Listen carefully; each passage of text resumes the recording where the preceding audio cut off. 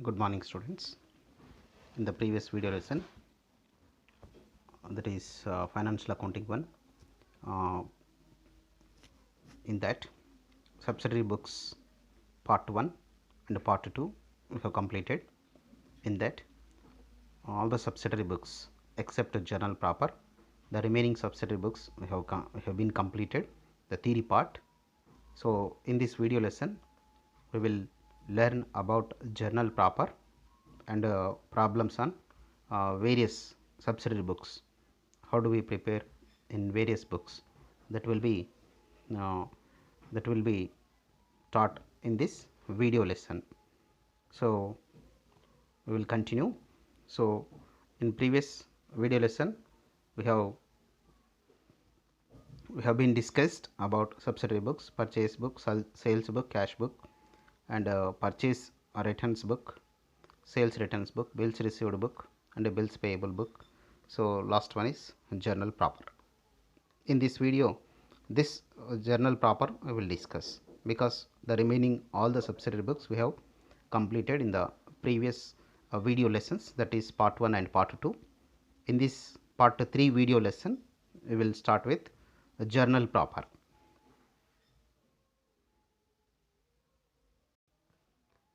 Right. So this is the last subsidiary book, journal proper.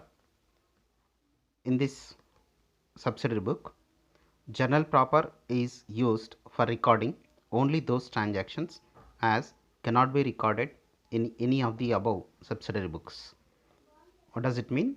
So in the above we discussed about purchase book, sales book, purchase returns book, sales returns book, cash book, a bills receivable book, and a bills payable book.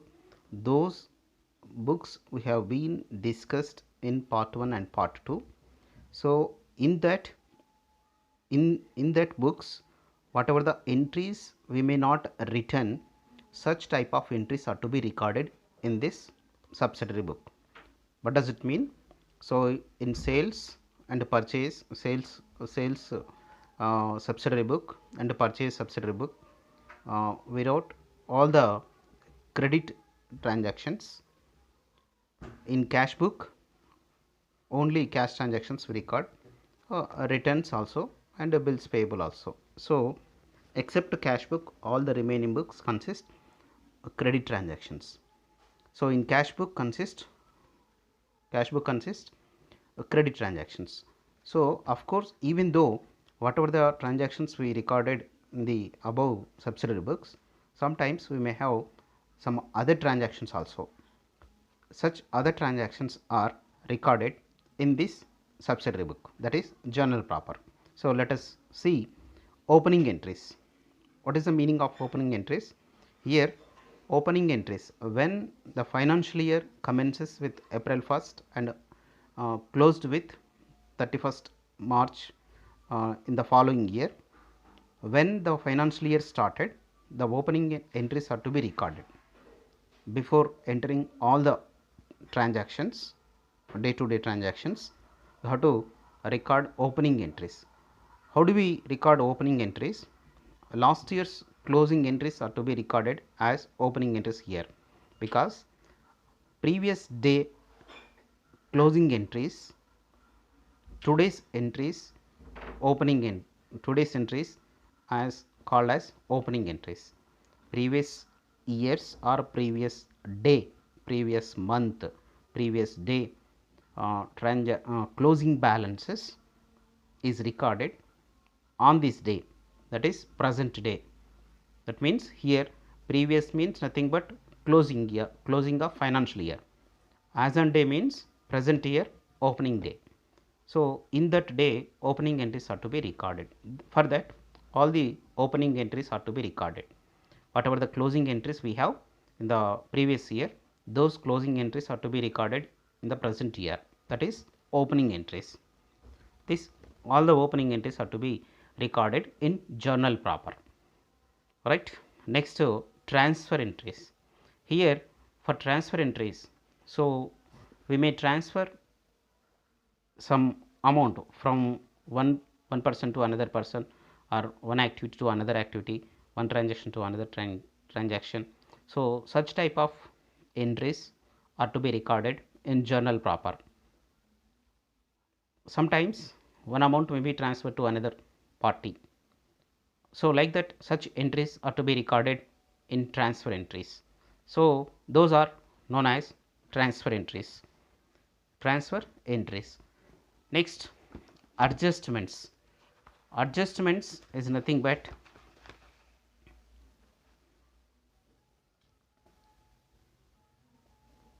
next to adjusting entries.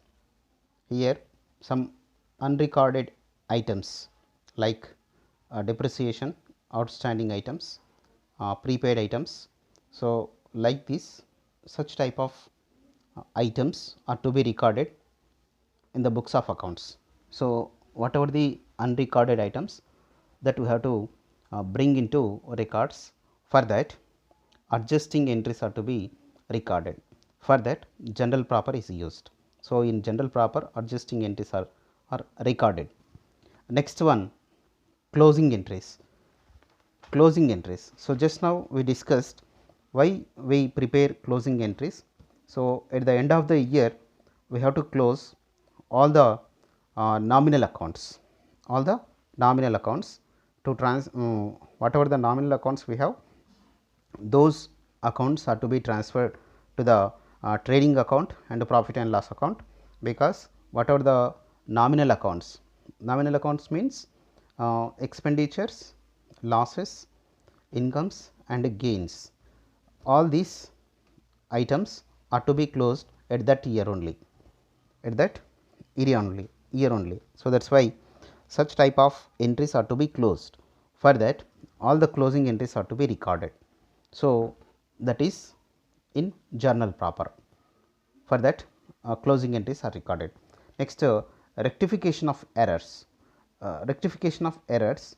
So, here sometimes while bookkeeping, some bookkeeper may do some mistakes knowingly, unknowingly. When mistakes are done by bookkeeper, then trial balance will not be tallied, because arithmetic accuracy is not followed. So, in each and every transaction we have two aspects, that two aspects are to be recorded in the books of accounts. So, if one transaction is done, two aspects are recorded. If two transactions are there, that two aspects are to be recorded. So, like that whatever the transactions we have, all the transactions two aspects are to be recorded in the books of accounts. Where two transactions are not recorded or one transaction is not recorded, then arithmetic accuracy is not possible.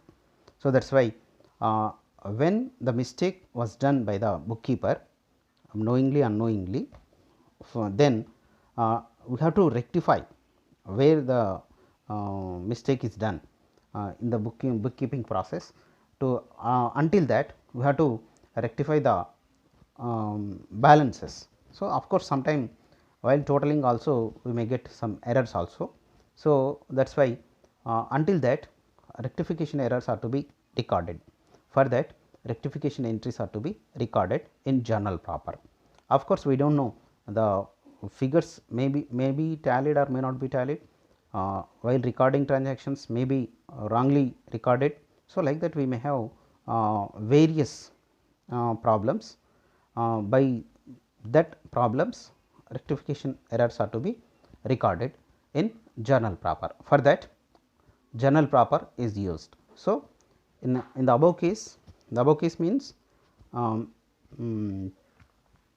purchase book, sales book, purchase returns and sales returns. So, these are the 4 books to record credit transactions, purchase and purchase returns, sales and sales returns, and 2 more books are there, that is bills receivable and bills payable, that also for credit transactions. So, whereas in case of cash book, all the cash transactions only recorded. In that also we discussed various types of cash books: single column cash book, double column cash book, triple column cash book and petty cash book. So, these are the 4 types of cash books we already discussed in part 2. So, the last one is journal proper. This is journal proper. In this all the transactions where we not recorded entries, that entries are recorded here. So, this is the these are the subsidiary books where we have to know about while accounting knowledge is necessary, bookkeeper has to know all the subsidiary books, because he is the first person, all the transactions are to be recorded in proper manner. So, that is why bookkeeper has to know all the knowledge. Being a BCom student, you are also to be known, you are also to be known which account is to be opened, for what transaction is to be recorded, and uh, some what we say credit transactions where we have to record, cash transactions where we have to record. So, where we record, where not to record, that also do's and don'ts, that we have to know being a graduate. So, let us see how do we record all the transactions in books practically. So, let us continue with our problems. Yes, we started with a purchase book, that is why we have to see how to write purchase entries in purchase book, right. So, let us see one problem on purchase book. So, from the following transactions, prepare the purchase book of Jindal and Company, a saree dealer, and post the transactions recorded in the purchase book to ledger. So, here this is where we are observing, this is date, invoice number and particulars, this is the information regarding to purchase. So, you see all the purchase information we have given. So, on 13 January 2018, invoice number 484, some information we have given, that is purchased on credit from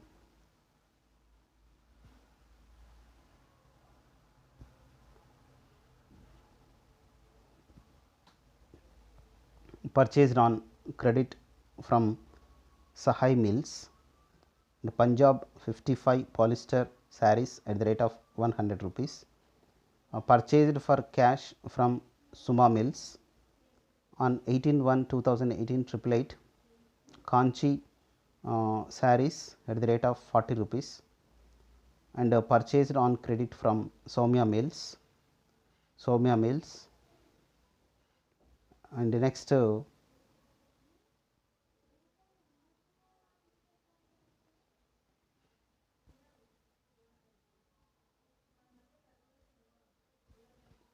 Soumya Mills.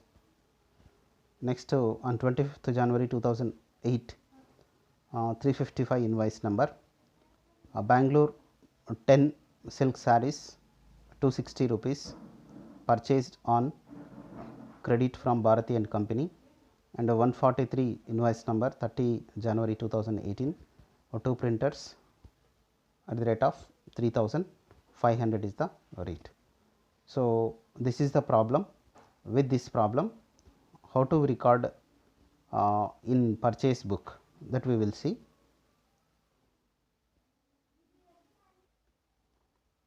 You see, this is purchase book, the pro forma we already discussed in theory part. First column date, second column purchase invoice number and the name of the supplier from whom we purchased, and then ledger folio and amount rupees. So, these are the columns where we have to maintain purchase book. So, in 2008 January 13th, invoice number 484 Sahai Mills Punjab, from that person we purchased worth of 5500 rupees, and again January 25th 365 invoice number Soumya Mills Bangalore, that is 2600 we purchased. Next January 31st purchase account, that is debit, totally we purchased sorry, at the end of the month on January 31st, we purchased 8,100 rupees. So, this is the purchase book total. So, this purchase book gives us a date on what date we purchased, on what invoice number we purchased, from whom we purchased, and where the ledger book we have, that is also known here, and the amount, for how much amount we purchased. So, like this all the information is covered in this purchase book, So, let us see the next problem, that is on next subsidiary book is sales book. So, here we see from the following transactions prepare the sales book of Jindal and Company, a saree dealer, and post them to ledger. Here just we are observing how sales book is there. Earlier we known how purchase book is there, that is enough.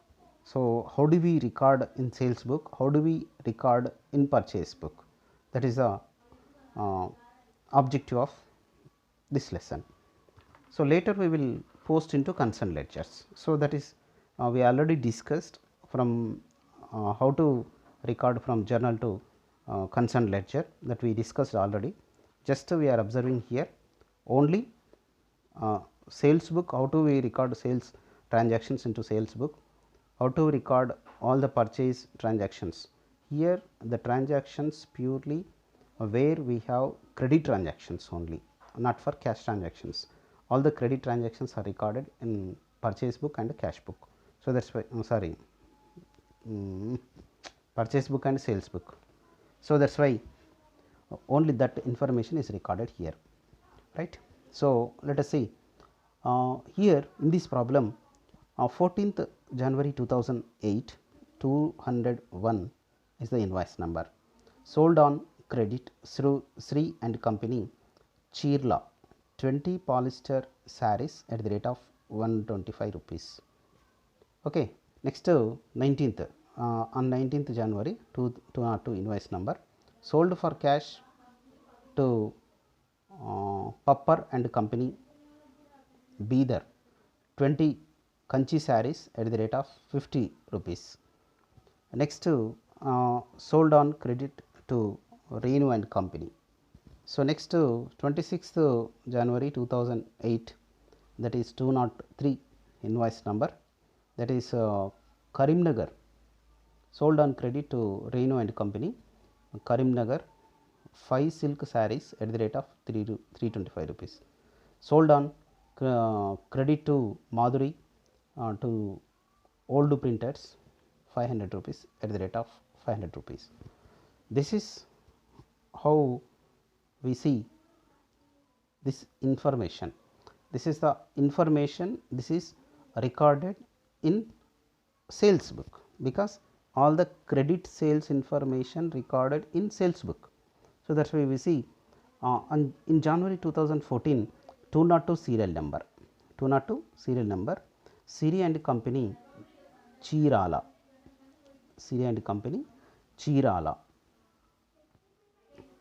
2500 rupees, this is to be recorded here. And January 26th 203,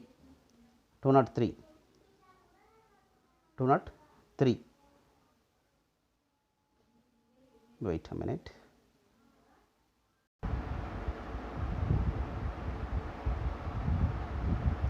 Alright, here we see in 2008 January 14th, Siri and Company, Chirala, that is 2500 rupees. How do we get this 200 rupees? So, sold on credit to Siri and Company, Chirala, 20 polyester sarees at the rate of 125 rupees per one, each one. So, 125 rupees, each one 20 rupees, each one 20 rupees. Then we get 2500. In the same way, that is we get it Okay, next in the same way Renu and Company, Karimnagar. Renu sold on credit to Renu and Company, Karimnagar, 5 silk sarees at the rate of 3 rupees 325 each one. So here we see 325 rupees each one at the rate of 5 each one. So then we get 325 into 5, 1625. This 2500 and 2500 we will get. So ultimately sales account credit values, that is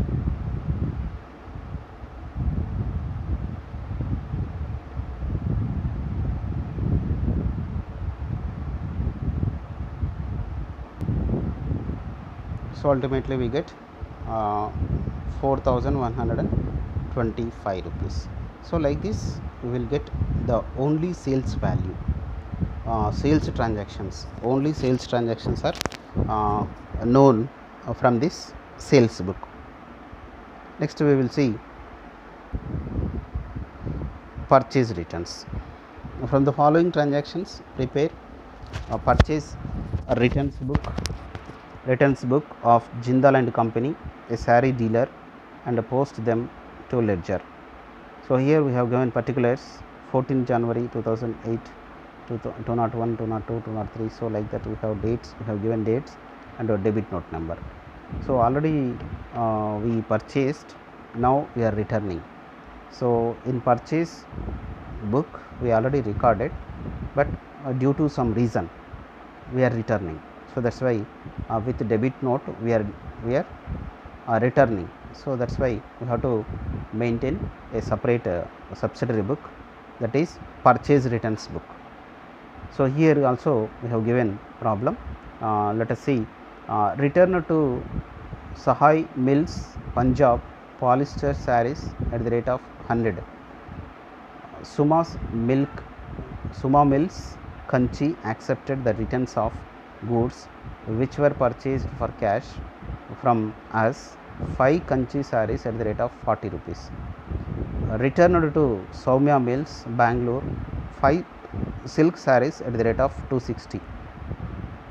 And returned one printer being defective, 2500 to Bhavani Company.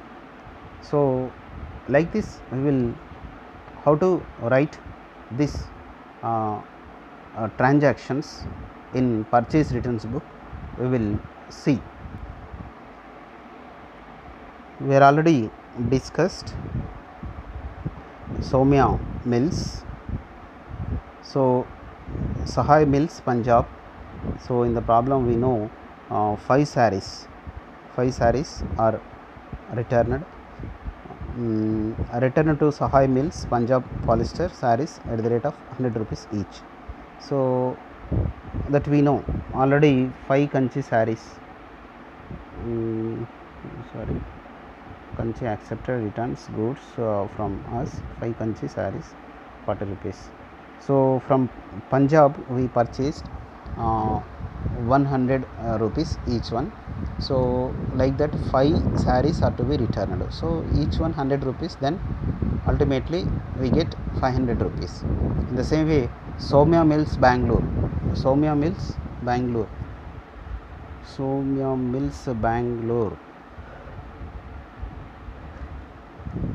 return to Soumya Mills, Bangalore, 5 silk sarees at the rate of 260. So 260 is to be multiplied with 5. 260 is to be multiplied with 5. Then 1300 we will get. So this 1300 is to be written here, right? It is there. Soumya Mills, Bangalore. So 1300. Now the total purchase returns are 1800. So you observe a return of Kanchi sarees will be recorded in cash book, and a return of printer will be recorded in journal proper. Since the purchase return book of returns merchandise purchased on credit are recorded. So we have two more two more transactions, that is one is Kanchi sarees, that is to be recorded on cash book, because that was which were purchased for cash, so that's why that is to be recorded on cash book. So and one more is there, that is printer defective, yes, defective printer, so that is to be recorded in journal proper, because that is entry to be recorded in journal proper. Right. Next we will see, right, next in the order, sales returns. So we will see, from the following transactions prepare the sales returns account of Jindal and Company, a saree dealer, and post them into ledger. Right, here also we have given some details regarding to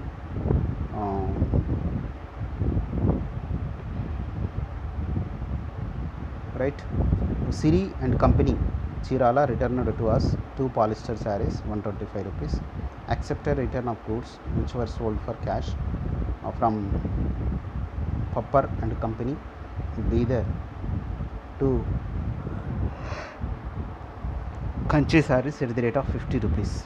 Renu and Company Karimnagar returned to us 2 silk sarees at the rate of rupees 325. Right, Madhuri returned to us 1 old printer at the rate of 500. 100. So this is the problem.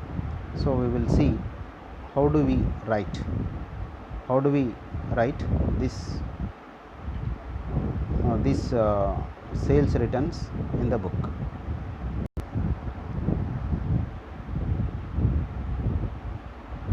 Right, this is sales returns book. Here we have date column, a debit note column. Sorry, here we have to write a credit note column, I think. Next, name of the suppliers, ledger folio, and amount rupees. Here Siri and Company Chirala 250 rupees, and Renu and Company Karimnagar, that is 650, the totally 900 rupees. This is the sales returns book pro forma. So in these problems, how do we write in that book, not into the journal? Okay, right, next we will continue with cash book.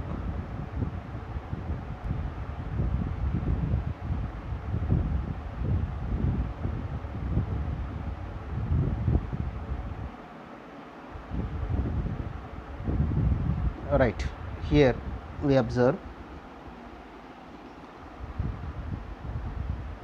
Amar starts business with 20,000 rupees on 1st May 2007. Of this, he pay rupees 18,000 into his bank account. His cash transactions during the first week were as follows. So in 2007 May 1st, purchased stationery, paid cash rupees 50 rupees. Purchased for cash, that is 750. Purchased office table and chair 400. Cash purchase 250. Received from Rahul as 300. Advance for consigning goods. Paid to Sethi and Company cash 160. Paid for signboard 150. Cash sales 180. And purchased old typewriter 400. So this is the information we have given in the problem. So this, by using this information, we have to prepare single column cash book, because all the information containing only cash information. So that's why we have to maintain a single column cash book we have to prepare. So for this, we know already, we discussed the theory part. In theory part, cash account or cash book consists two halves. Left side part is known as debit, right side part is known as credit. In left side part also, this is two halves nothing but two parts. This left side part is known as debit, this right side part is known as credit. that is already we discussed. So all the receipts, cash receipts are to be recorded here, and cash payments are to be recorded here, cash payments. So cash receipts and cash payments are to be recorded here. So that's why first we go through from one by one. So on 1st May, purchased stationery paid cash 50 rupees. When we are paying cash, we have to write on payment side.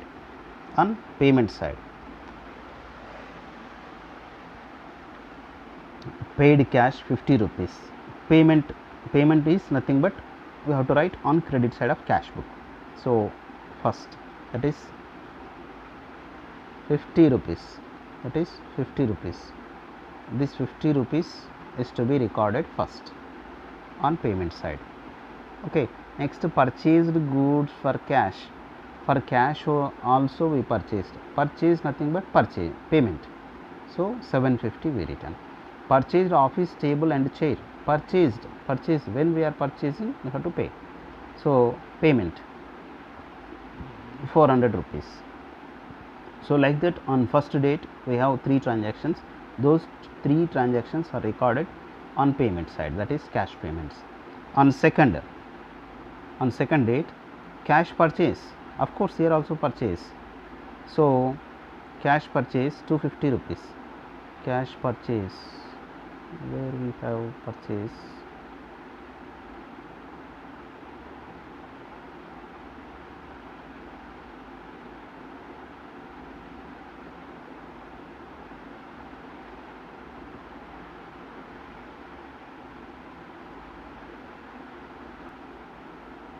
right, in this problem cash purchase is not recorded, so that is a mistake here.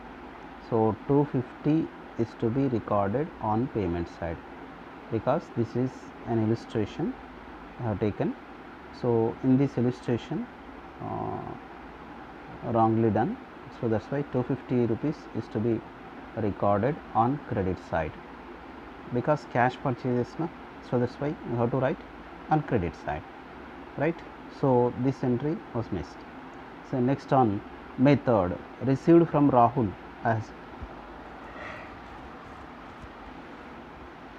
as advance for consigning goods 300 rupees. So we are receiving from Rahul, that is 300 rupees. This 300 rupees received, no, nothing but receipt.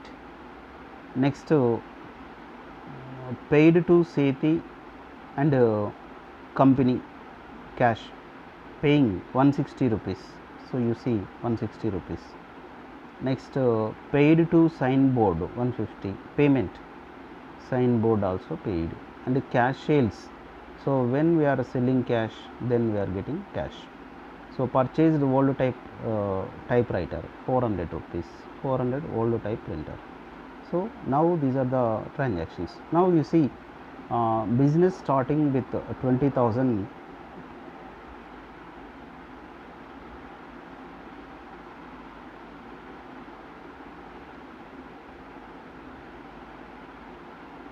Business starting with 20,000 rupees. So that's why that 20,000 is to be recorded on debit side. At the same time, on 1st May 2007 of this, he pay 18,000 into his bank payment. So on first date we have to record 18,000 rupees. This 18,000 as a payment we have to record on payment side. So that's why now ultimately we have to balance. So when we are balancing on debit side, debit balance is higher, credit balance is less. Debit balance is higher, credit balance is lower, lesser. So that's why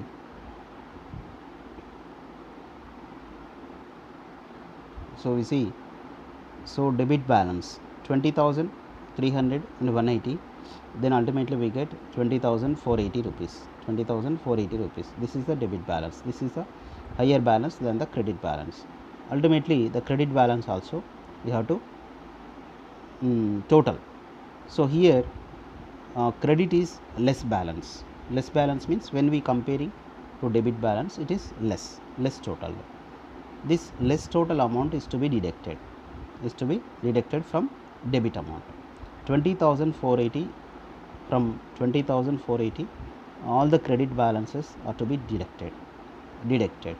That is 570 is the balance. So this is according to this problem, but one entry is missed here. This 250 rupees is to be deducted.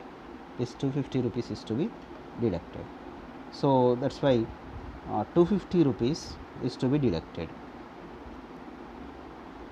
250 rupees deducted. Then balance is 320 rupees. 320 rupees. So opening balance is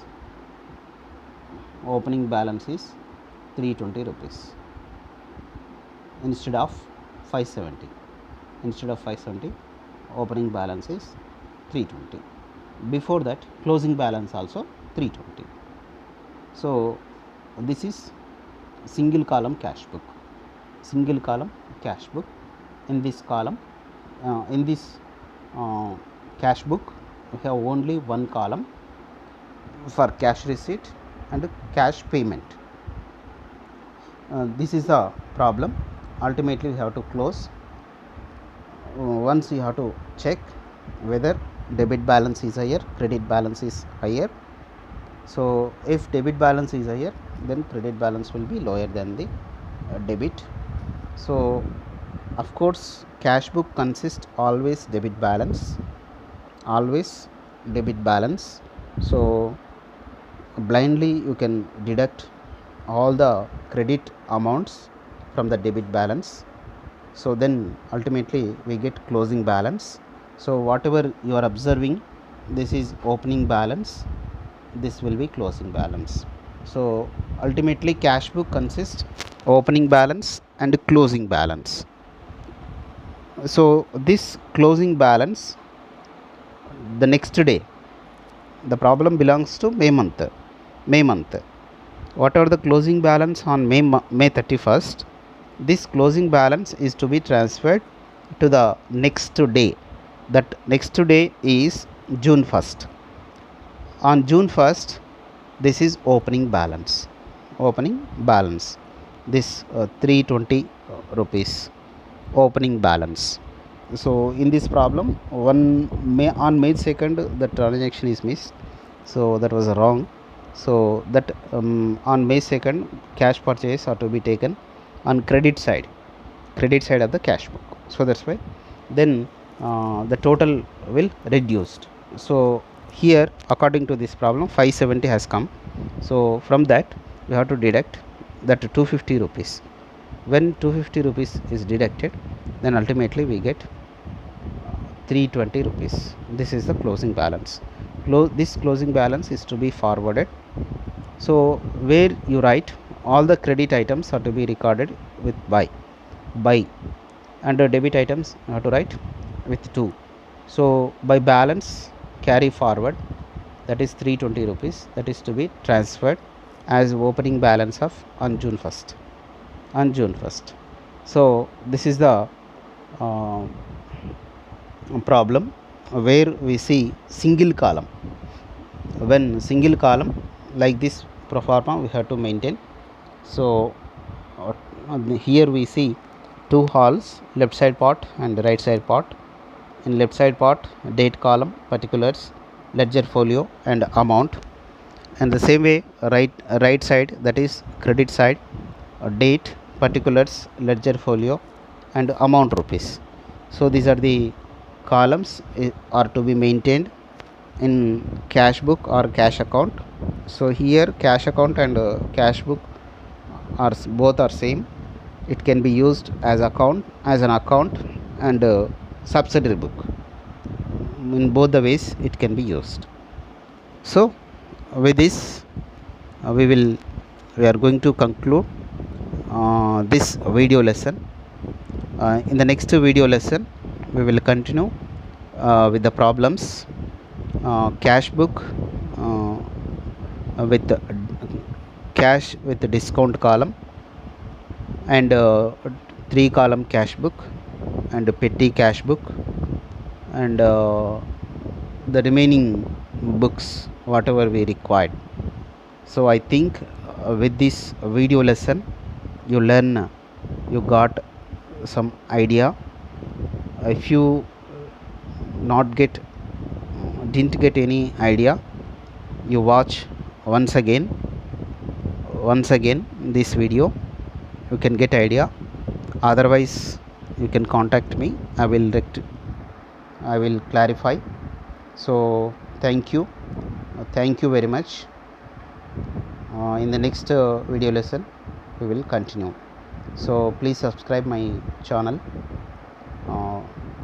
subscribe my YouTube channel, and please continue to watch my video lessons. Thank you one and all.